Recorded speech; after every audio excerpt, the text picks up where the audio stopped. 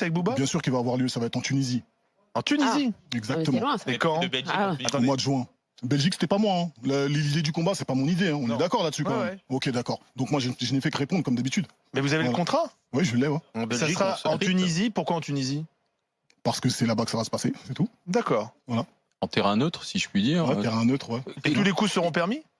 Non, parce qu'il y a des règles dans le MMA quand même. Oh oui. On n'a pas le droit de mettre des doigts dans les yeux. C'est l'étranglement, je crois, c'est ça? Non, on n'a pas le droit de mettre les doigts dans les yeux. On n'a Ah, pas le quand droit même. de tirer les oreilles, tout ça. On n'a pas le droit. Mais Et en vous suivez, hein.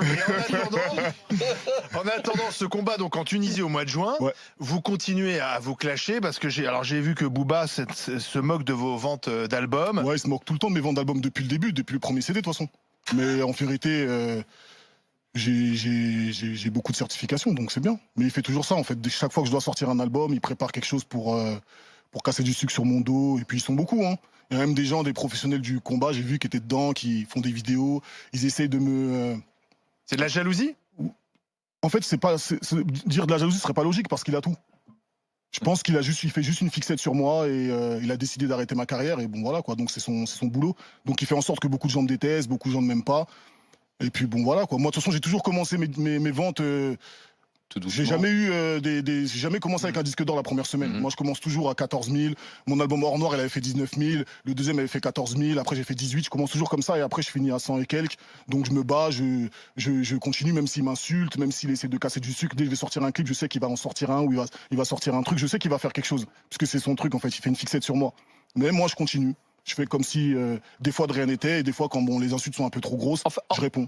En fait, c'est vous avancez, mais vous l'avez toujours sur le dos, quoi. en fait. Toujours. Je l'ai sur le dos depuis 6 ans. Ouais, depuis 6 ans, il est sur moi et il me lâche pas. C'est qui veut vous adopter, finalement. Adopter? Non, on a quasiment le même âge, il peut pas m'adopter. Mais c'est quoi? Pas C'est son fils, moi, j'ai déjà un père. l'amour-haine parce que vous avez été potes? Il est jaloux du tracteur. On n'a pas été vraiment potes. Ouais, les jaloux du Ah, vous tracteur. avez pas été vraiment amis? Non, on n'a pas été vraiment amis en fait.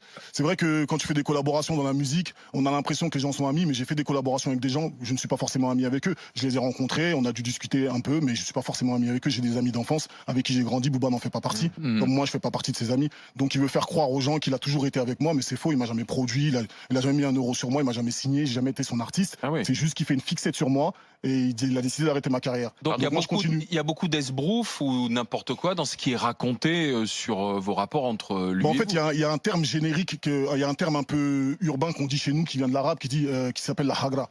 C'est un peu ce qu'il pratique en fait. C'est son truc, ça veut dire c'est faire du mal gratuit. C'est s'en prendre aux gens gratuitement. Il n'y a pas d'accord. que moi, hein, il y a beaucoup d'artistes comme ça. Hein. Vous savez, on peut citer beaucoup de noms. Hein. Ça va de Gims, à l'époque c'était Cynic, Diams.